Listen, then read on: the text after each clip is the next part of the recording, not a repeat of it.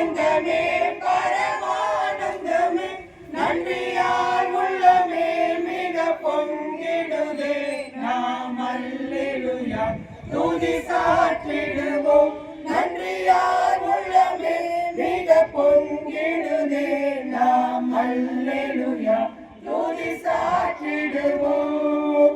வார்த்தைகள் பேசின வந்திடுவார் வரும் என்றே நாம் அழைத்திடுவோம்